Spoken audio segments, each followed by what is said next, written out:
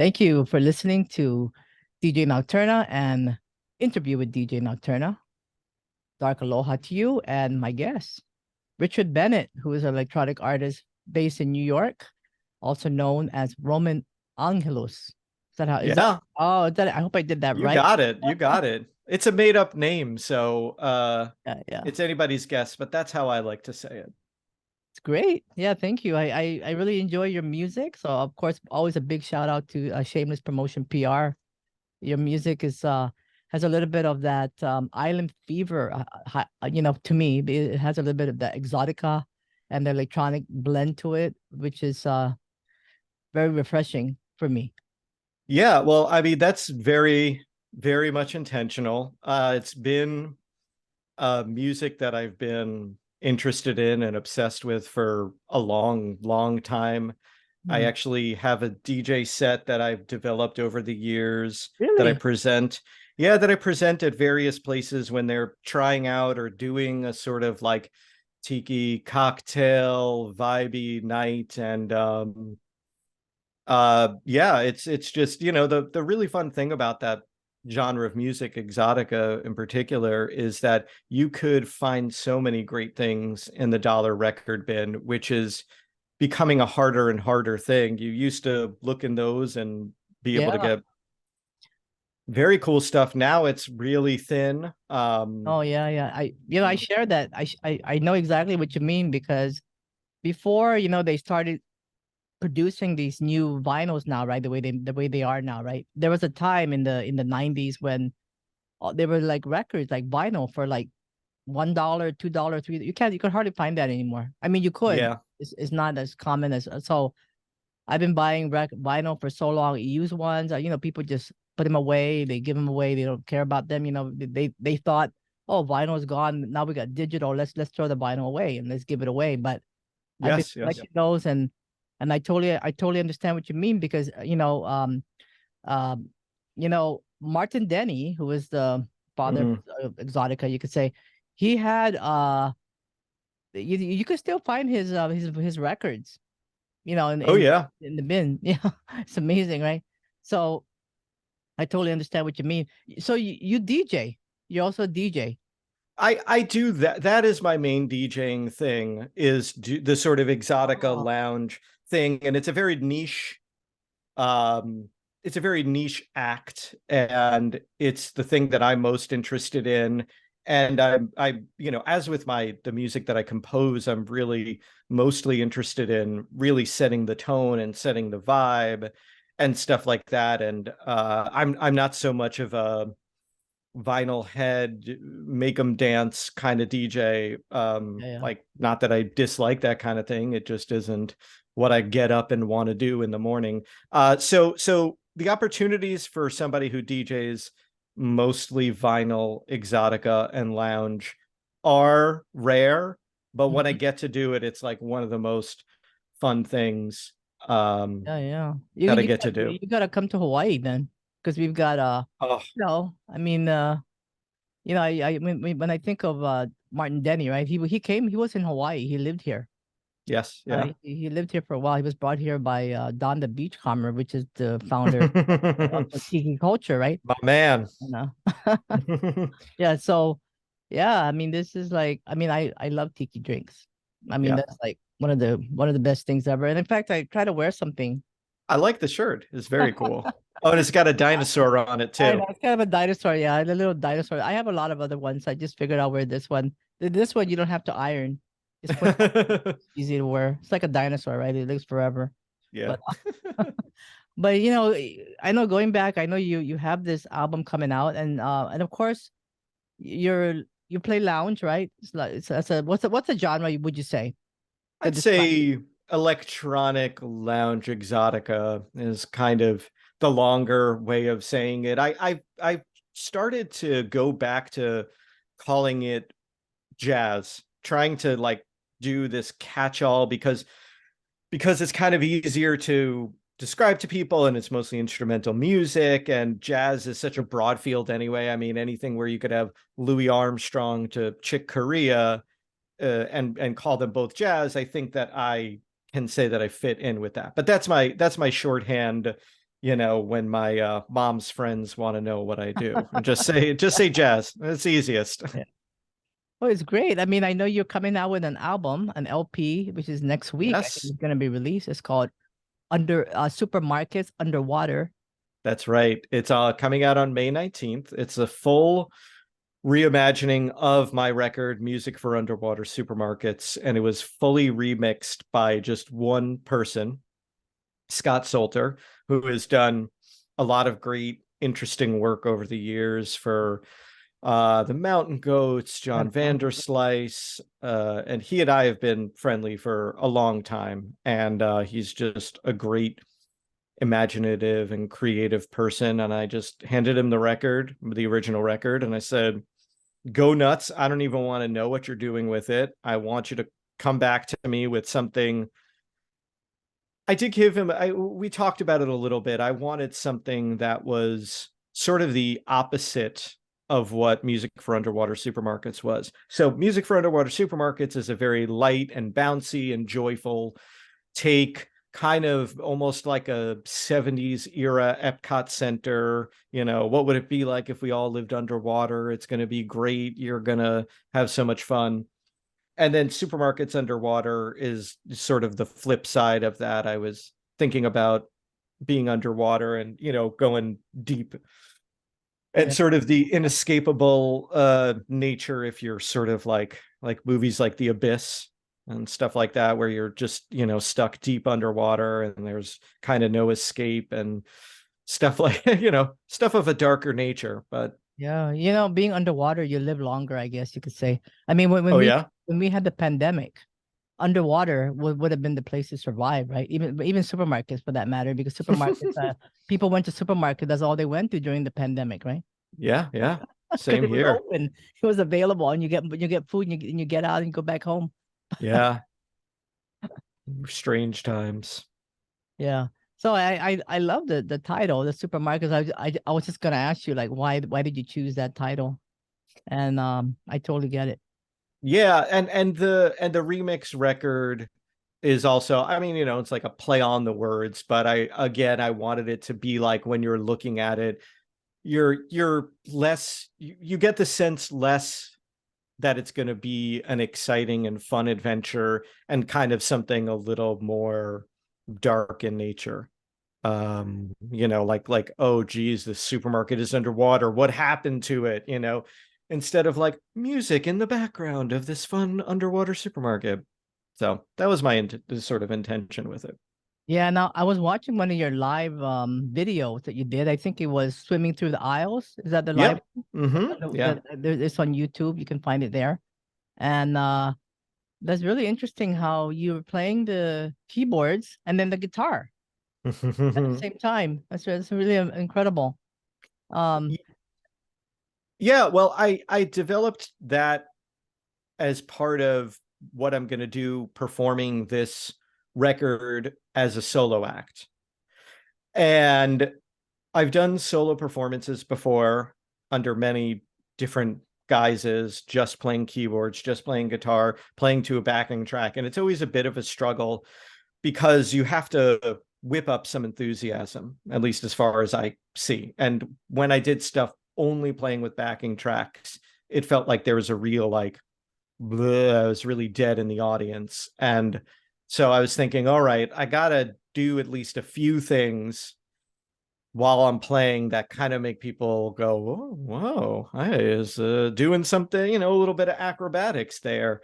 And so yeah, so I was able to figure out some ways to do, you know, I'm for those who want to check out the video, I'm playing guitar with only my left hand and then playing keyboards with only my right, and sort of like matching up what I'm doing there. And it's fun, and it's a fun little thing. And it's I mean, I'm supposed to say it's really difficult, and it took me years and hours to develop, but it's not the hardest thing, but it looks cool, and that's what oh, matters. yeah.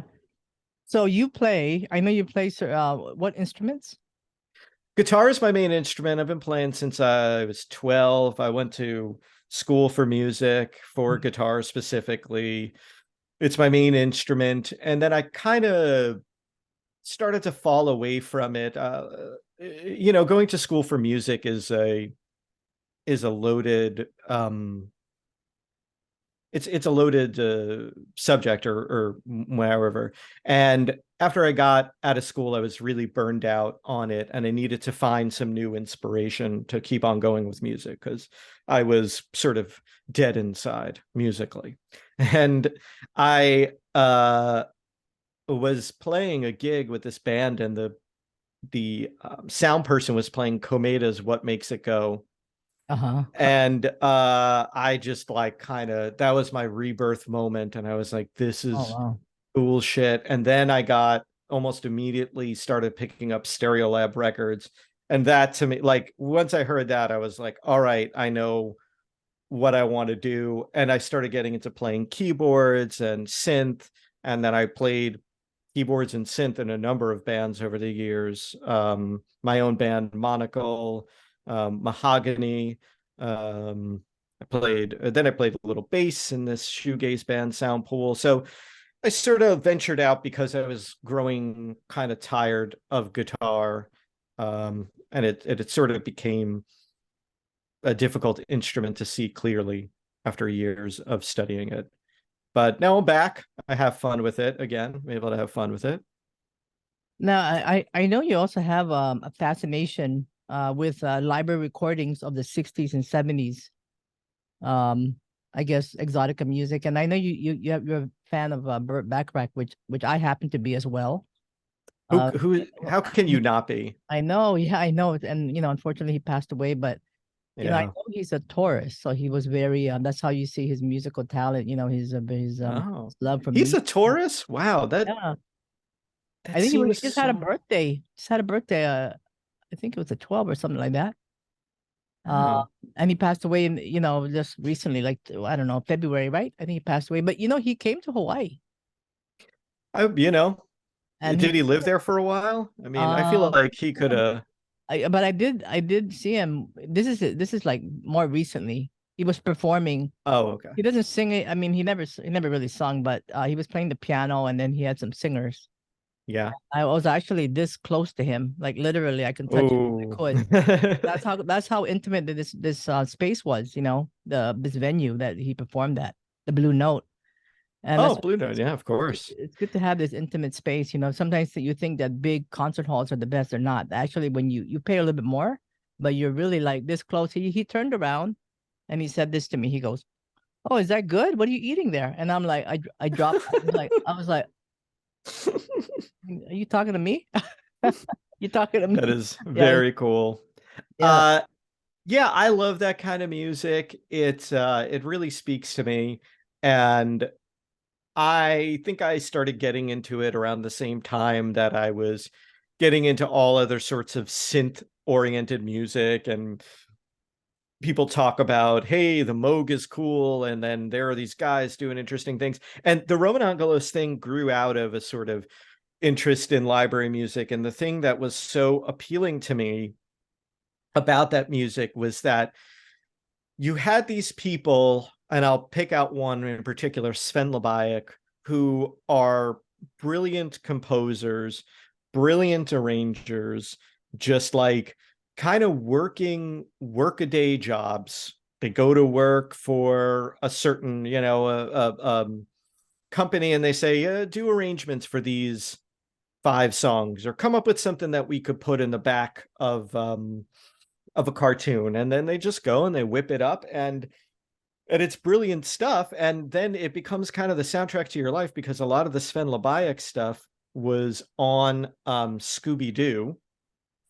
No. And a lot of that's sort of like funky, when they're walking around, the sort of like funky background music. A lot of that is Sven Labayak. And um, it becomes the soundtrack, the sort of hidden soundtrack to your life. And these people were just kind of like doing their jobs as anyone else, really super talented, just kind of plugging away. And I just thought that was a really interesting concept, because we are so, in America at least, obsessed with attaching fame and all the accolades to genius. You can't like talk about Brian Wilson without 40 minutes talking about what a genius he is. It's like, okay, you know, can the guy just like be a really good and talented musician and then go have a burger or something, you know?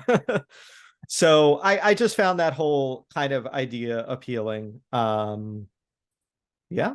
Yeah. Wow. And I love the style. I love the style too. I was gonna say I used to get made fun of in high school for liking smooth jazz and things that sounded like quote unquote elevator music to my um Yeah, because fellow students.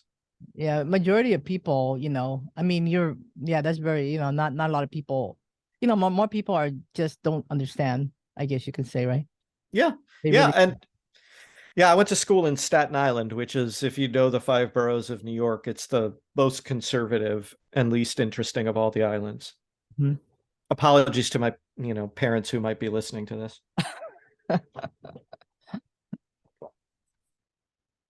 So, but yeah, so that's kind of my interest in library music came from just the sort of understated brilliance of these folks. And even the Exotica music. I mean, that's just I know we were talking about it a little bit before I started recording the interview, but yeah, you definitely need to come to Hawaii. I mean it's Uh, on my list. I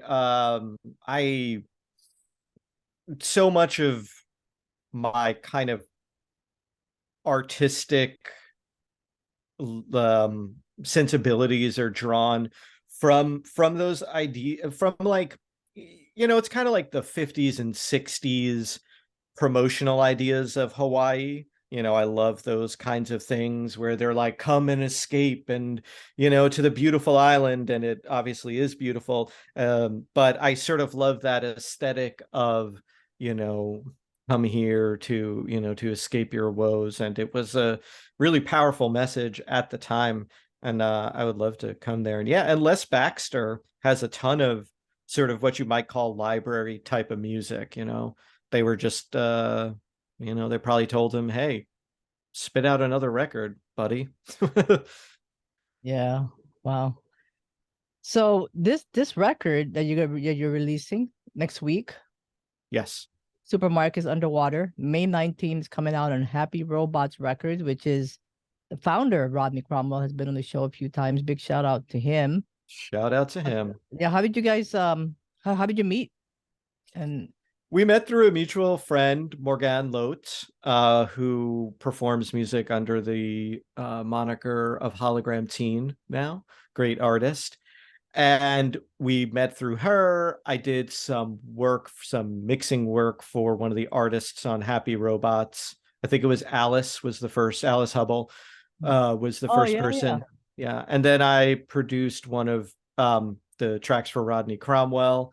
And then I actually produced produced and mixed the last record, Memory Box, which was a really Oh. fun one. Yeah. And you guys are gonna be playing live, right? I was reading that. Yeah, it's going to be a real whirlwind tour of the UK. I'm super Oh, excited for it. I have not been, I used to tour there years back and I haven't been for a while. So, oh, I need to go to England again. yeah, when was the last time you were there? Oh, quite a while ago. I've been there a few times, but I want to go to Coventry because that's Oh, well, we're also, playing there. I know. I was looking at Oh, that. Martin Bow is one of my friends, a musician that lives in Coventry, England, an electrician. He lives oh, there, of and I want to go to Manchester. course. Great Well, and city. yeah, and I want to go to the place where Nick Cave is from. Where is he from? He's not Um, from Hull I or anything, forget is what he? place now. I just did an interview recently. That's another place I want to go. Where he lives in that area. It's by the water. So yeah, Yeah. yeah. So I need to just travel around I, England. I mean, as a music fan, it's hard to not like go there and just be like, oh, this is where, Manchester is so much coming out of there and Birmingham, so much coming out of there. I mean, when I was driving through Birmingham and I was like, these are the streets that Tony Iommi walked. I Yeah. just, so like cool. I know. Yeah. There's so yeah. I mean, so this is coming up. Your tour with what? Yeah, the tour is coming up. It's on June 8th in London, June 9th in Reading, 10th in Coventry, and 11th in Todmorden. I think I got those dates right. But those are the 4 dates that we're playing, and it's going to be super exciting. I'm very excited, and I'm excited to see Rodney Cromwell live. Oh yeah, yeah. He lives there, right? Yep, So he yep. lives in England. And then you're gonna be so tell us about your collaboration with Scott. I know he's with them. He did some with the Mountain Goats. Uh Yeah. Scott and I have known each other for almost maybe more than 10 years now. We were on the same label, an Australian label called Hidden Shoal. mm, And he's mostly a producer and engineer, but his sort of one of his ambient solo projects was put out on that label. And we met up with each other. He lives in North Carolina. I live in Brooklyn, but we met each other because I was on tour.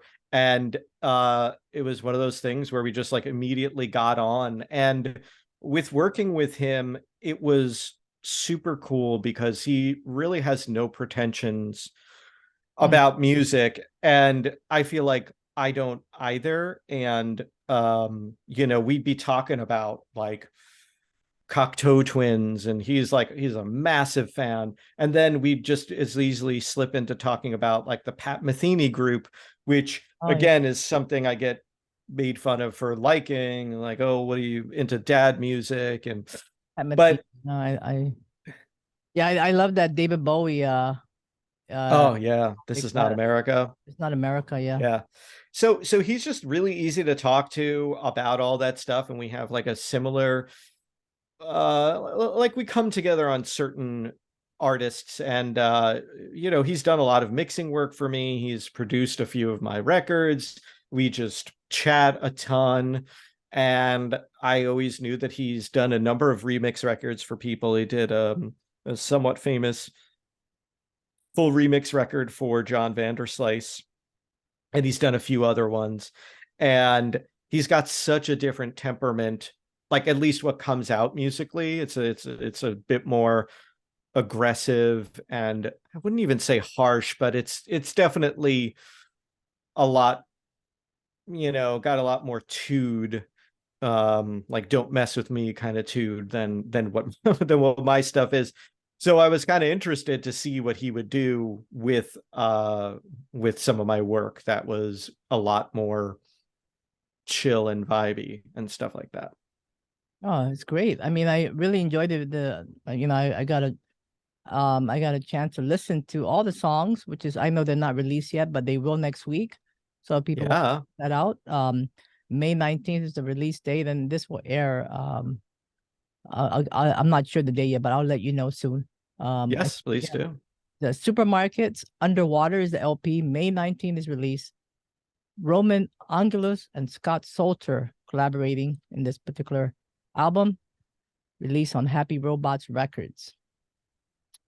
Well, I'm really excited for you. Congratulations on that. Thank you. And I am looking at touring in sort of next year, December and all those maybe the spring of 2024. So very seriously we'll be hitting you up about what Yeah, happens in Hawaii. I know you got a DJ. Oh my God.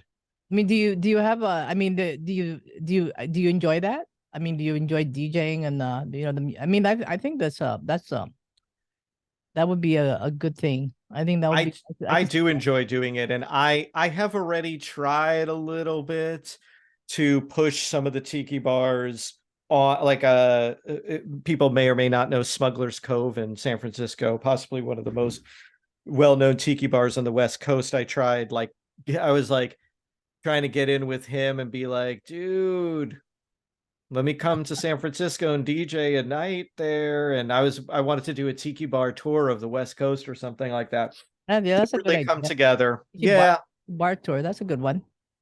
yeah. Are there a lot of tiki bars in New York? Um, No, very. I mean, there's only one that is vaguely tiki. It's more like a tiki lounge, which I think I kind of prefer. I don't necessarily like it when it's completely overboard in kitsch. I like a little bit of like, a little, throw in a little exotic lounge class to it. It's called the Sunken Harbor Club. It's terrific place. Okay. So Oh, I'm looking give like them a shout out. I know you. Well, I'm looking forward to hearing more about that when it comes up, next Yeah, year or whenever you get that all booked up and ready to go and you have it all yeah. worked. But congratulations on this album. We're looking forward to the release date. Thank And you. Really nice talking with you. please like, subscribe, and share if you're watching this. Roman Angelos and Scott Solter teaming up and doing this full LP, Supermarkets Underwater. It is how many tracks? I think Nine? it's 9. Yeah. 9 tracks, yeah. And I think the last one is one of my faves, and I think it's a good one to just Oh, list Underwater out to. Supermarket. The Underwater Supermarket, the 14-minute one. It's just, Oh yeah. we're actually going to have it's sort of a secret right now, but I'm working with a video artist to do a really long, artsy kind of Eno-esque video for that. Oh, Brian Eno. Yeah. No surprise that I'm a Eno fan. Oh yeah, of course. And who isn't? Yeah. Yep. So Happy Robots Records is in Bandcamp if you want to check out the music. You can find it, right? Happy Robots Records Bandcamp and Happy Robots .co UK for the tickets if you want to watch the tour in the UK as well. Yes. All right. Please do. I'll put a link on the interview as well on my YouTube channel. But thank you so much, Richard Bennett, also known as Roman Angelos, doing Thank you. talking a little bit about tiki and exotica and electronica. Thank you so much. Okay, I'm gonna put this on. 1 second. Thank you.